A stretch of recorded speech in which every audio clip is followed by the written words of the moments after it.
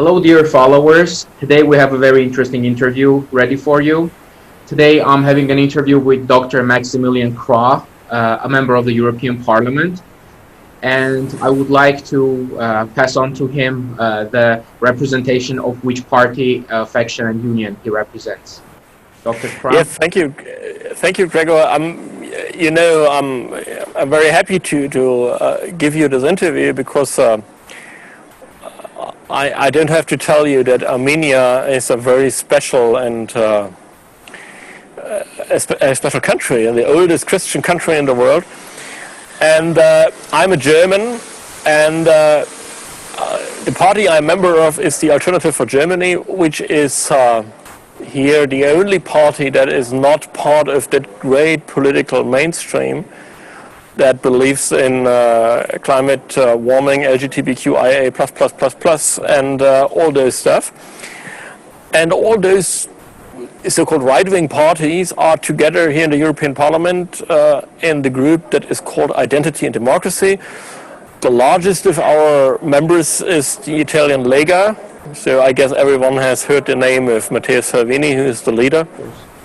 The next is the Rassemblement National from France, but we also have smaller parties. So here we fight together and are now the fourth largest group, which is definitely not what it should be. It should be the strongest group, but to be number 4 is a begin, yes, and we do our best. Sir, I have had the chance to read your resume, and it's pretty fascinating to me how a person who has such an international education and such a high level of education, spanning from Dresden to London and to New York, has come to find their ideological foundation in such a conservative political party. It is. Yes, it is. Sometimes I wonder myself, and the part is, I grew up in what used to be East Germany, and that means the Iron Curtain and the communism, they freeze everything which was in those countries. And that means that a lot of traditions, if culture, if identity has survived under that ice that communism brought. And if you look to Western Europe and to the United States, then the brainwash was much more intense. So they destroyed a lot of things which communism just has frozen. And you know, if you have a fridge, then you go in and you take it out and you can use it. But if it's once destroyed, it's much more difficult to renew it. And so I think if I had grown up in Western Germany, I would not sit here.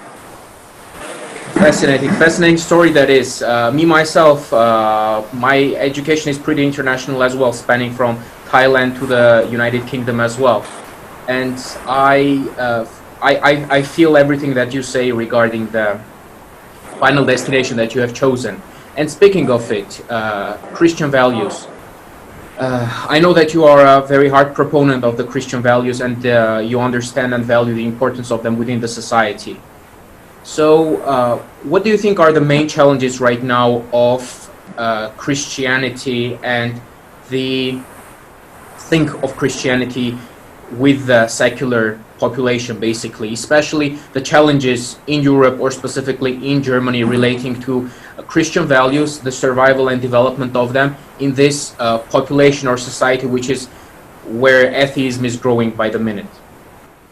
Look, the first thing is when I last year visited Cardinal Berg in Rome, he said to me quite the same. You said you are an exponent of Christian policy, etc., etc. And I answered him, Eminence, if I am an exponent of Christian policy and Christian value, then you should know how bad the situation for Christianity is now. Because, I mean, I live a pretty in the 1950s, someone who lives like me would never seen as a conservative Christian.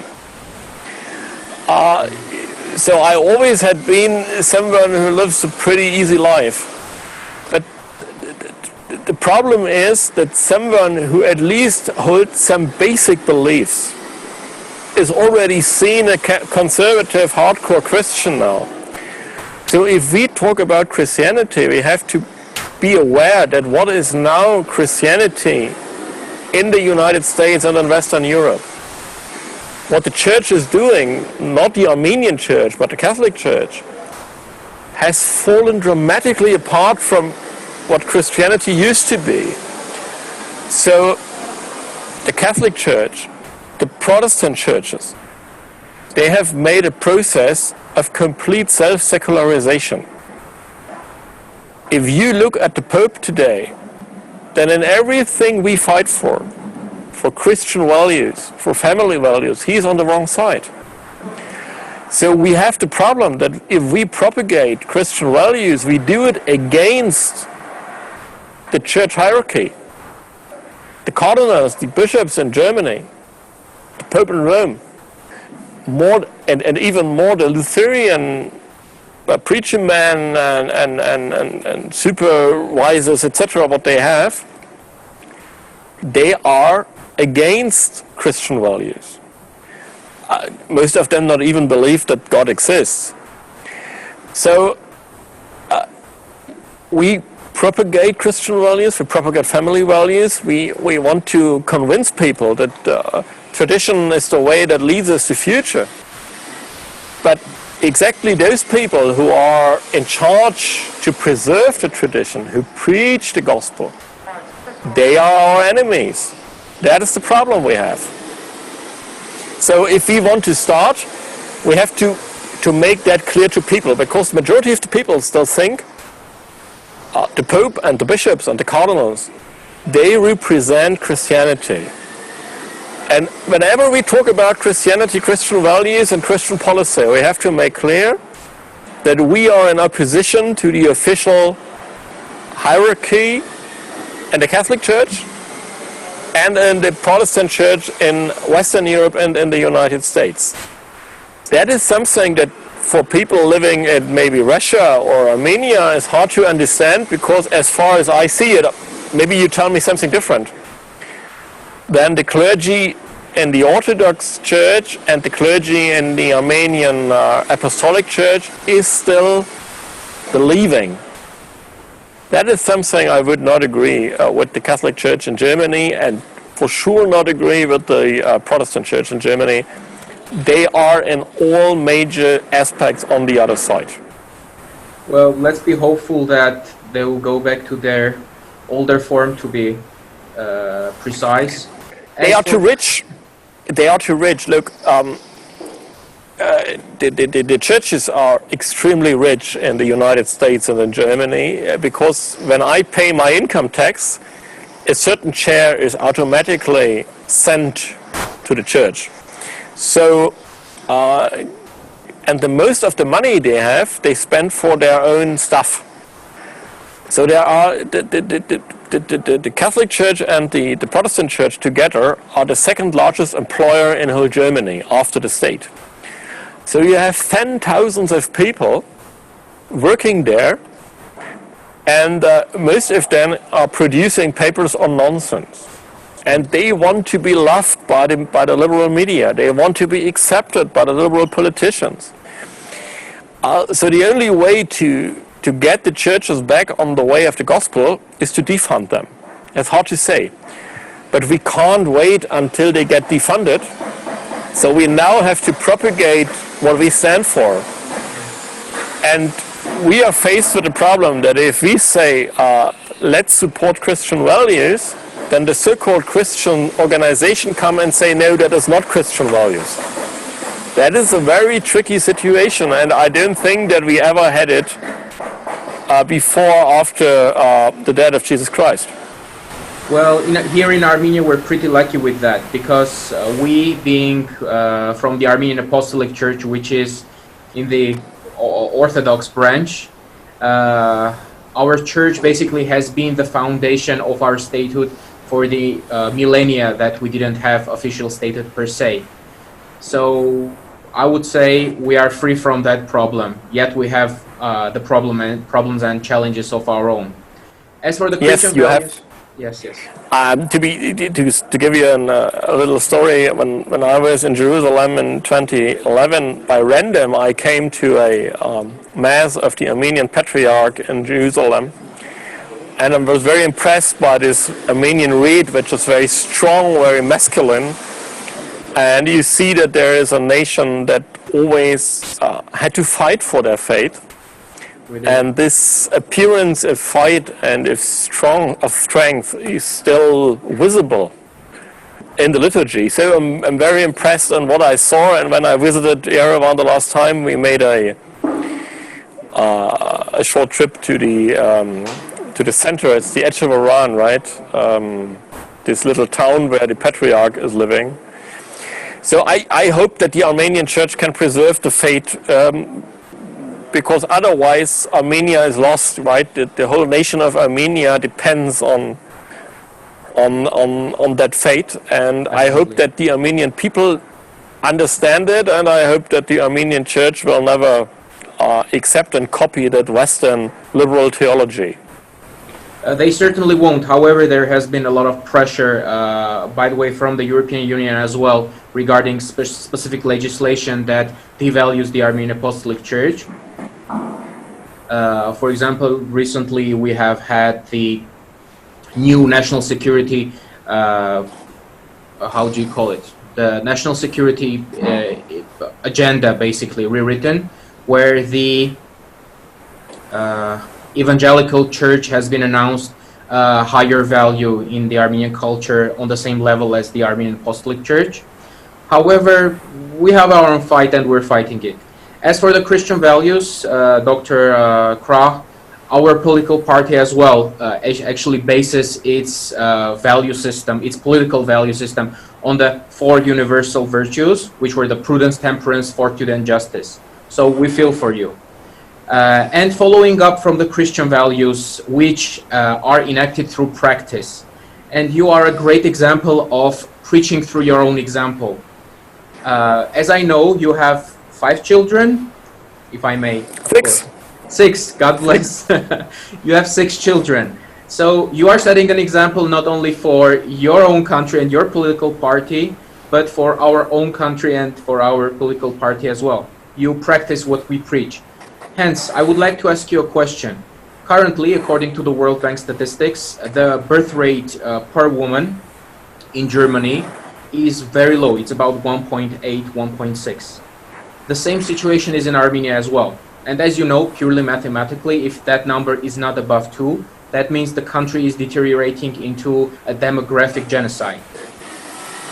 What challenges do you see there, and how can we enable the people to increase their demographic growth, basically? The rate is still lower. It's 1.38 or 1.34, I guess. So it was below 1.4. So it's dramatic.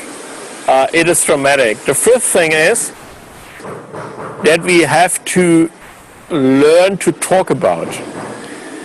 The liberal media and the mainstream is even getting allergic if you talk about. So they say if you talk about the low demographic, the demographics and the low birth rate, that is somehow fascist or sexist or discriminatory. Yes. Everything you have, what is called family policy in Western countries today, means policy in favor of some crazy minorities. So those who claim we do family policy in reality do LGBTQIA plus, or as a friend of mine always says, LGBTIQ minus. That is the first thing. The first thing is talking about, being aware that we are heading towards a catastrophe and that demographics is what matters. First thing.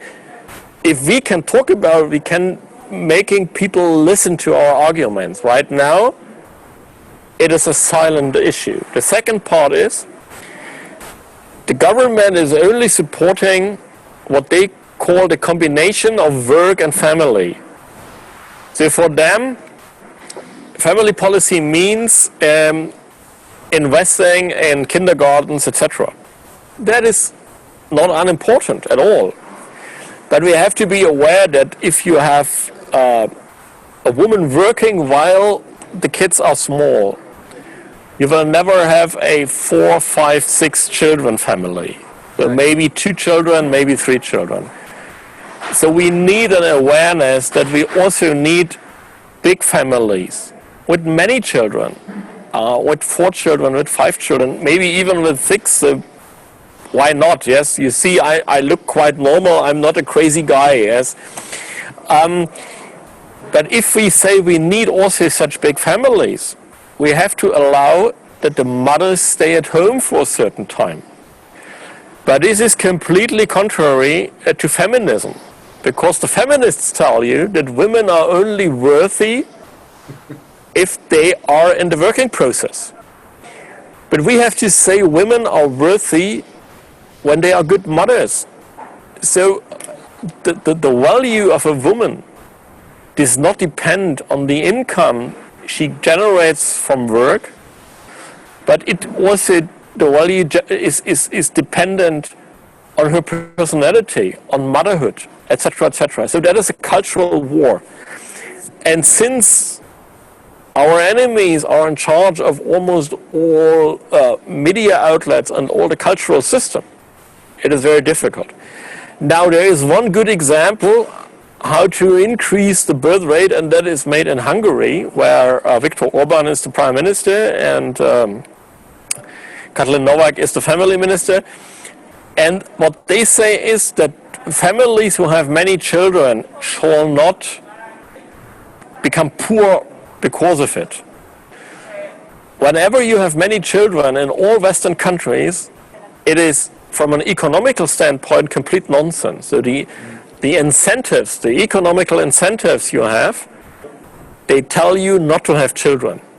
If you have children, you have a lower pension, and you are poorer because you have to share the money you earn with more people, and you earn less because at least for a certain time the woman has to stay at home.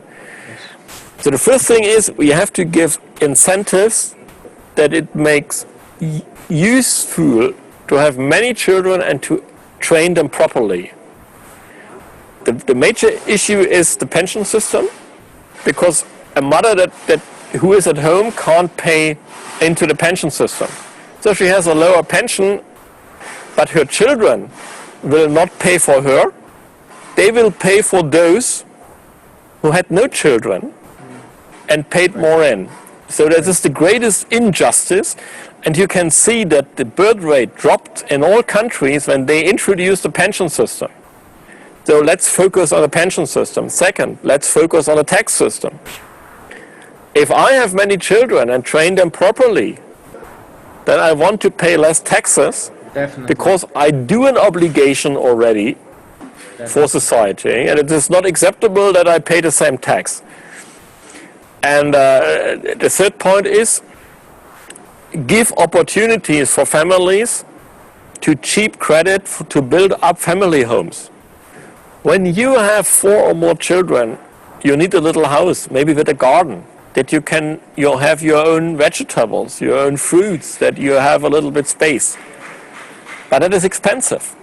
So give families cheap loans that they can build up own houses, and then they have enough space for more children. If families live in city apartments, then with every child they have higher rents, they need larger apartments. Then often the landlords don't rent it out because they think, oh, the children, they are loud and they will destroy something in the apartments.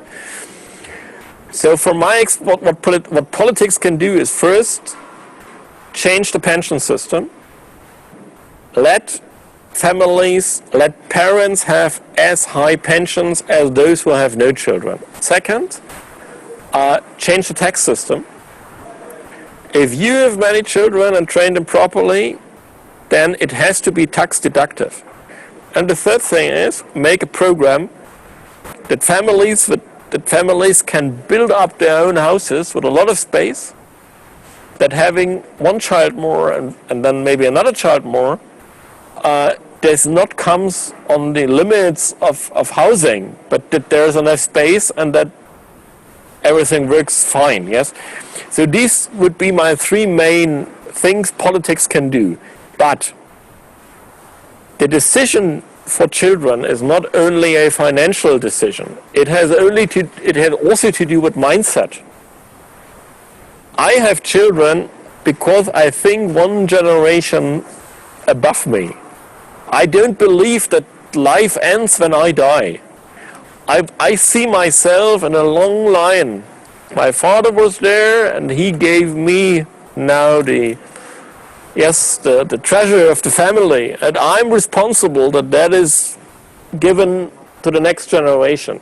Definitely. So we live on earth as part of a long tail that leads us from the beginning to the end. So we have to teach that mindset, and so we are in the terms of culture and of religion, and we have to be aware that today the cultural mainstream is completely hostile. They preach only hedonism. They preach a world without any past and any future.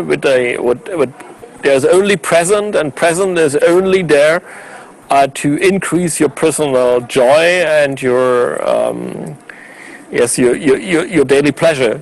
But it's that is not what consumption of personal life. They're just preaching yourself to consume your own life. And consumption, to consume products, to consume media, to consume the internet. And your own lifetime as well. Just consume it. Yes. It's your lifetime. You have no duties towards the country. That's what they preach. Yes, everything is consumption and having pleasure in the moment.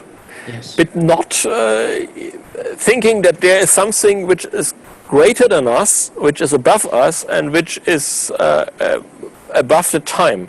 So we get reduced to animals, yes, and that is the second part. No, we are not. Maybe they are, but we are not. Definitely, sir. As we spoke about concepts and issues out of this time or beyond this time, let's come back to the issues of the time, namely COVID and the economic implications of it. Recently, and I was watching one of your speeches that you made recently where you talked about the difference and the juxtaposition that COVID-19 put between nation states and the European Union. Why do you think that nation states are coping better with the economic consequences and the challenges of the COVID-19 as opposed to the Eurocrats? And what implications does it have for the governance model, basically? Because I think that government always need a link to the people who are governed. So if you live in a little town, then you have a mayor, you know him, you can catch him, and you are familiar with the situation. The largest collective group where people feel together, where there is some sense of solidarity and of acceptance, is the nation state. If a national government is calling out the state of emergency with a lot of restriction for yourself, you are, even if you don't agree, you will accept it somehow because you say, okay, that is my nation, that is my government, I don't like that government, but we are a community and they are somehow elected. If you go to the European Union, you won't do that. Even if there would be some elected, if you have the head of the commission, I mean, she is not really elected. So, and then you see her and say, who is that? I didn't elect her. I don't even know her and I don't like her. So the acceptance of measures, emergency measures, which are brought out by a level of government that is far away from your personal experience and acceptance, is low. So you won't accept it. You won't accept something the European Union is doing, and you don't accept anything the United Nations are doing, because you say, what's that? I mean, you're Armenian, and you want to run your country and your life on your own. That is a very basic psychological motive to say it is a pleasure, it is a right to run my country on my own. I mean, look to the United States when they said we quit with England. Yes. They not said, oh, it's so nice to have the king in London and to be united, etc., etc. They said, no, we are here in the new world and we don't need the king. Let's do it on our own. And I think that when it comes to war, to emergency, to a pandemic situation, we see that people want to have it on their own, and then that they are willing to accept it. But they are not willing to accept if it comes from Brussels or from New York or even from the King of England when you live in Massachusetts. So that is the very simple thing, and that is why I'm deeply mistrust supranational organizations, because I don't know them, I don't elect them, and I don't trust them.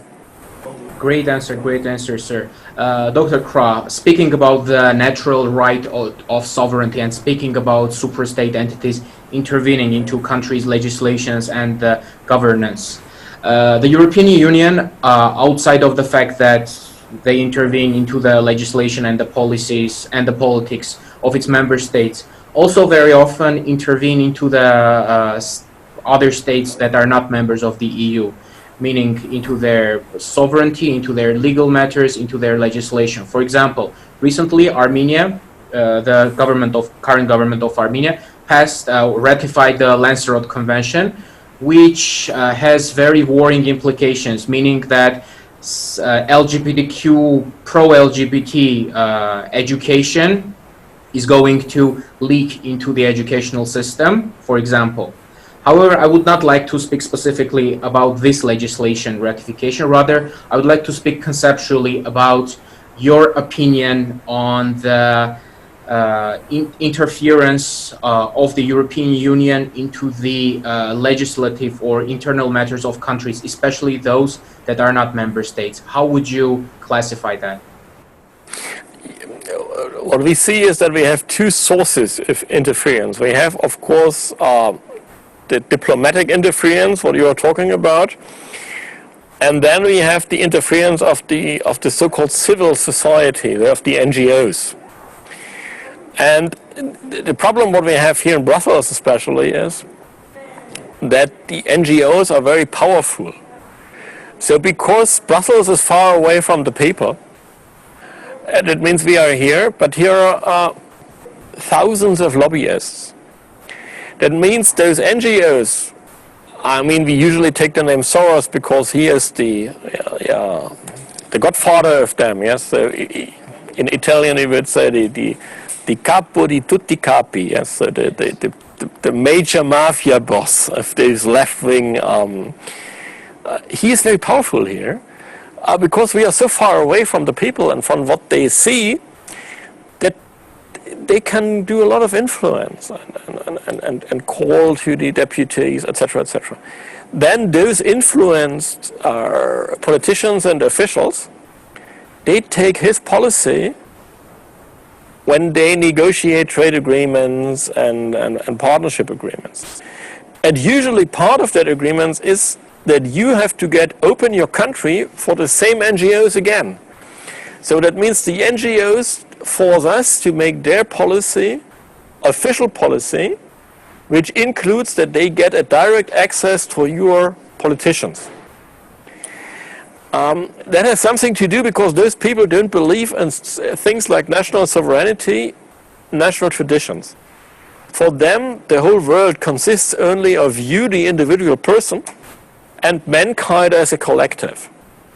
Everything we believe in, which is in the middle between family, regional identity, nation, religion, they hate because they think that is an obstacle to individual liberty and freedom. Yes. The ideal person of them has completely no identity. he has no tradition, he has no family. This person wakes up in the morning, goes in front of the mirror and thinks, oops, which of the 50 genders I take for today? Yes? Today, right. And they believe that is liberty and freedom. The truth is that if you are such a horrible person, I can manipulate you easily because you are not a tree. A tree it comes out of the ground, right? And then it is strong, and when the wind is coming, it will stand. But they are only little, there's a wind and then it blows it away. And for them, they want to have an individual without any identity, which is easy to manipulate, and then they have mankind as a whole. And there is a German saying that is, if one speaks about mankind, he wants to cheat you. Definitely. And at the very end, we are in the brave new world, as Huxley described, is in a world without mothers, without tradition, without faith, without love, without anything we can believe in, without truth, without right and wrong. And then there is a small elite, right, Mr. Soros, the capo di tutti capi, who manipulates us with campaigns and with media and with consumption. And we say, no. Freedom means that we know who we are, that we have principles, that we know what is right and what is wrong, that we know about the truth, and that we know about lies. And that we can say, such a capo, you are wrong.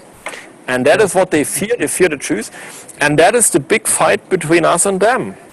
Definitely. And speaking of the capo di tutti capi, as you defined them, the civil society or the influence on our national sovereignty through the so-called civil society, through NGOs and foreign-funded agents of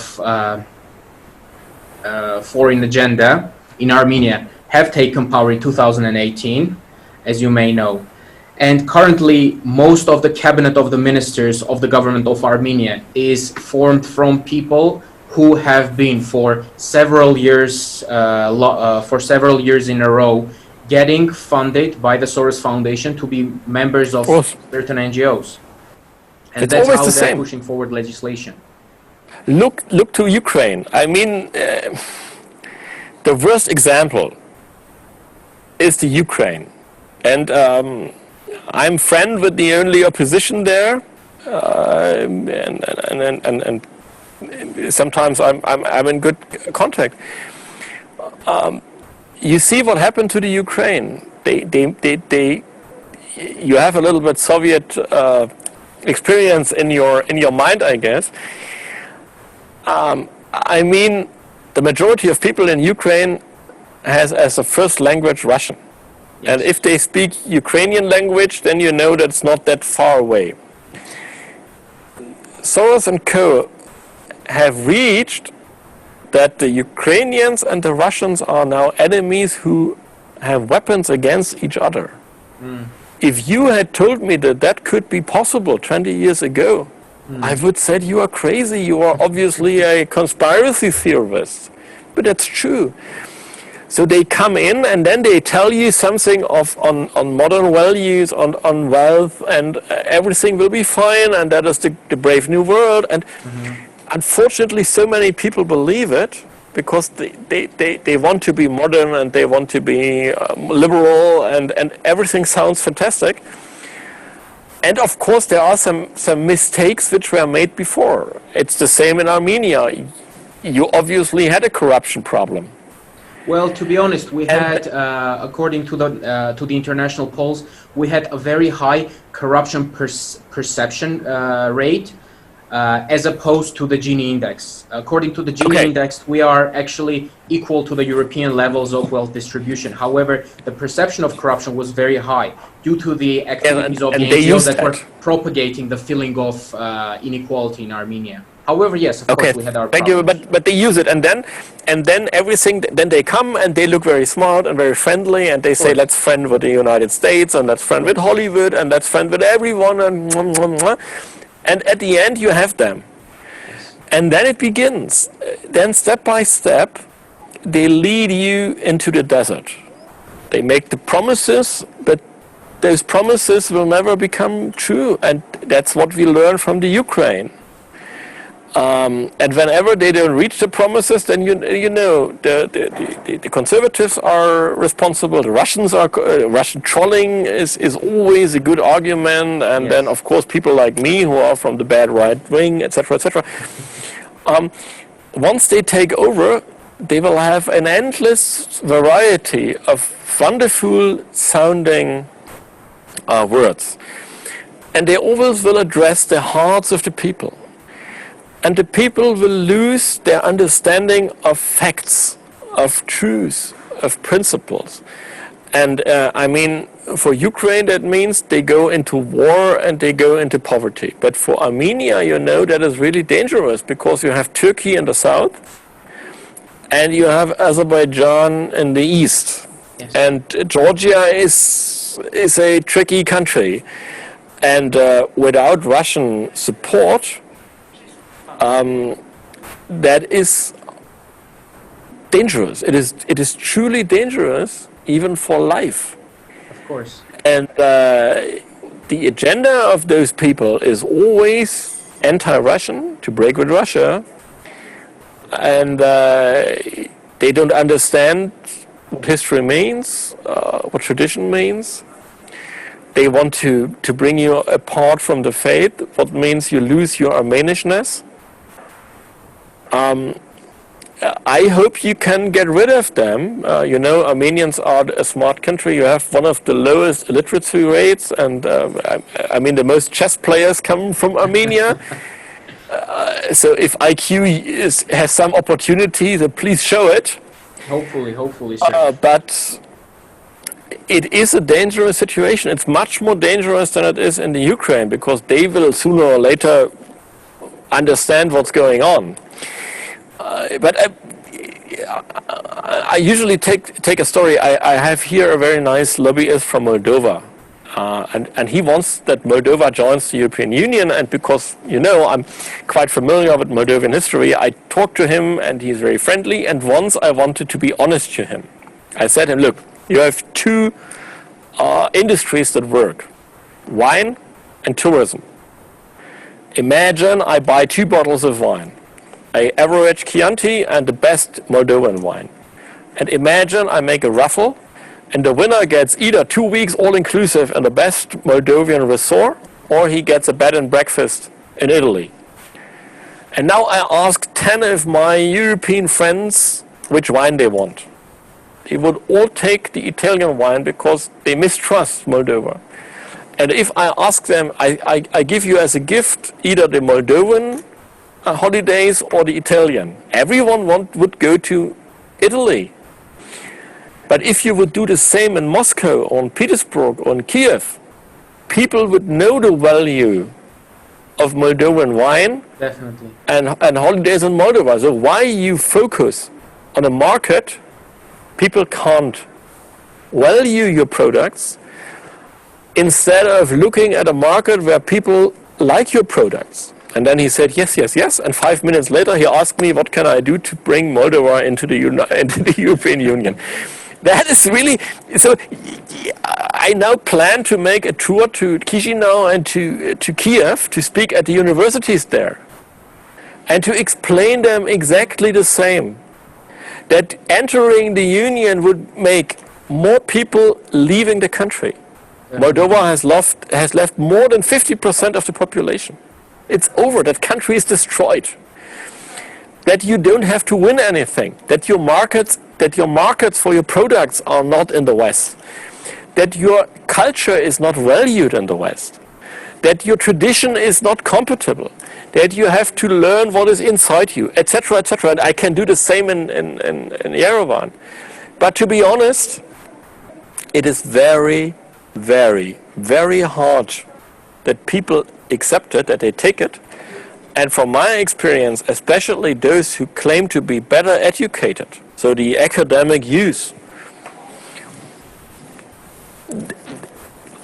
I don't know what went wrong with them, but for them, obviously, the image and there is a kind of a vision they have, and they are not willing to accept what they are. They don't see the value of being Armenian. They don't see that their present and their history and the potential they have, because it's much better than. I mean, you know what's going on in England, right? Yes, I've been there. I've seen their life for 3 that years in a row. That is really depressing. Yes, but of course, we do it again and again, and I hope that pain will teach them maybe better than my nice words. Of course, as our time is getting to its limit, I have a last question to ask, which actually naturally derived from the flow of the conversation that led into our regional geopolitics and the issues with the anti-Russian sentiment. Currently, Armenia is facing a very strong anti-Russian propaganda, and I would like to ask the question within the framework of the intervention of the EU and of the OSCE in the region. My question is the following, Dr. Krah. Basically, currently, one of the absolute priorities of the European Union is securing its energy supply infrastructure that will have alternatives to the Russian gas. And they're laying foundations of pipelines and energy transportation that will rival those of Russia. And as for our region, it's not a secret that through direct intervention through NGOs and political pressure, as well as through silent agreement and even political sponsorship of terrorist organizations, such as one that is called Sasna Terror, who are currently a registered political party in Armenia, yet in 2016, they did a terrorist act taking a whole police precinct, the largest one, for example, and they're free now and they're running a political party. And the same goes for the current government that has overtaken the government in 2018 through a coup that was basically politically sponsored through NGOs and through direct influence of the European Union. And right now what we are seeing, and as we speak, by the way, there is a very high tension, and the conflict on the Armenian and Azerbaijani border is quickly escalating. That's why I would like to ask you, what is your political and moral stance of the intervention of the OSCE and of the EU through direct action, indirect action, or silent agreement to secure its energetic priorities, its energy priorities, at the cost of other nations' peace, prosperity, and development? I mean, the OECD is acting as an agent of a certain political school in that field. If you have a wider view, then you have to accept that in the midst of the 21st century, we will have two superpowers, the United States and China. And superpowers want to create influence by making you dependent. And the major dependencies you have in the 21st centuries is technology and energy. So if you want to be independent, you have to be free to choose from whom you buy your energy and your technology. Yes. Sovereignty means having alternatives, especially in buying technology and energy. So the United States of America wants to keep Europe, especially Western Europe, being dependent from it by bringing out third-party sanctions, which are clearly illegal, against the German gas pipeline project Nord Stream 2, which brings us the opportunity to buy Russian energy, and by making enormous political pressure that we don't buy a Huawei 5G technology. Yes. Because if we don't buy Chinese technology, even for 20%, we are completely dependent from American technology. So what my stance is, I want to be independent. So I fight for having the opportunity to buy Russian energy and Chinese technology. To be honest, the other way around it works as well. If you don't take care, at the end you have to buy only Chinese technology and only Russian or Chinese energy. But, so you have to always be to... Yes, that is the game. And now, if you see that as the framework, and you see how the EU officials and the OECD officials work towards Armenia, then you see they act as agents of the American empire. What of course is dangerous. And what we have to understand and what we have to propose is a deeper integration from Russia and the European Union, as it is named the free trade from Lisbon to Vladivostok. Because if we have together an economic bloc, we are strong enough to keep our independence by having alternatives, by saying we are this strong, we can decide from which side we buy. Sometimes we buy from the west, sometimes we buy from the east. And that is the alternative model. The alternative model means free trade from Lisbon to Vladivostok, including Armenia, having opportunities. And our enemies, be it the ruling parties here in Brussels, being the OECD, being Mr. Soros, say, no, we don't want to have that block. We want to make you completely dependent from energy and technology supply only from one side. So always ask yourself, if such sanctions are come, do they want to increase my independence and my autonomy? Then they are good. Or do they want to limit my independence and my autonomy to choose? Then they are bad.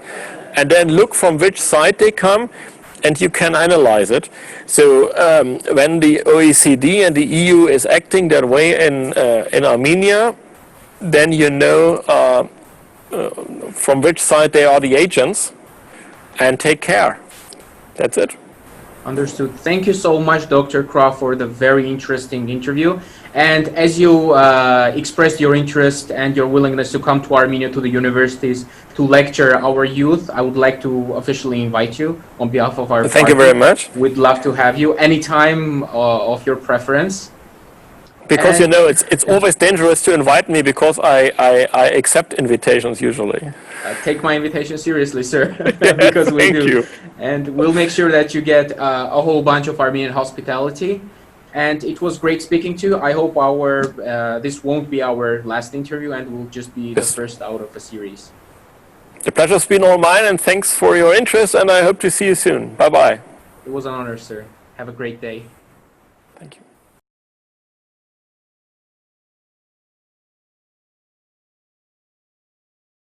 Thank you very much, and it's great. I wish you good luck. I hope you get rid of that government, because right now Armenian politics is a and I wish you all the best, right? That you can take them over, because otherwise, to be honest, if you continue that way, you won't defend Nagorno-Karabakh. Yes. That's over. Yes. Definitely. And you will become very quickly independent of Turkey. Yeah. Which is for an Armenian probably not the best way, yes.